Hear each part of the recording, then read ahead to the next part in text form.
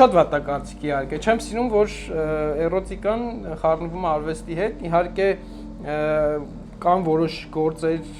որոնք որ մի քիչ կարող է բացնել, նույնիսկ արվեստի գործեր կան, բայց չեմ սիրում, որ արվեստը ստեղծում է, որպեսզի,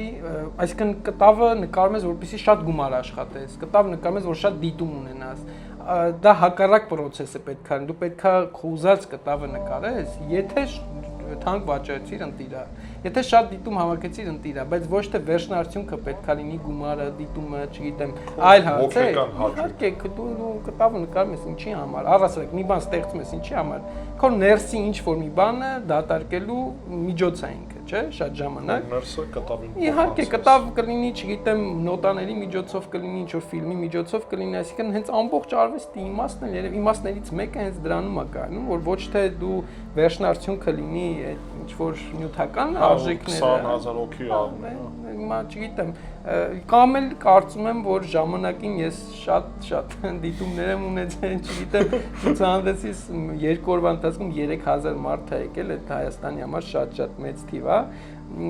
կարողա չէ մեծամտություն կարող է հնչի բայց այդպես բանին անկեղծ չեմ նայում էլի ավելի գլոբալ հարցեր կան հիմա ավելի չգիտեմ դպրոց եմ բացել մտածում եմ Եվրոպայում այլ ցուցահանդեսների մասին թե հիմա ով ինչքանն է բացել ինչն է ցույց տալիս չէ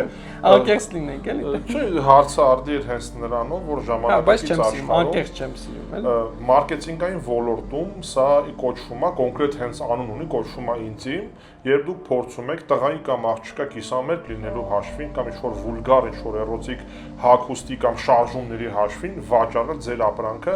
այդ հարցը հիմնականում այս ուղղությամբ էր, թե ոնց է վերաբերվում այդ ամեն ինչին, նկարչության ոլորտում շաքարտ։ Շատ ակտուալ հարց է իրականում, կարծում եմ պետք չի, բայց պետք չի։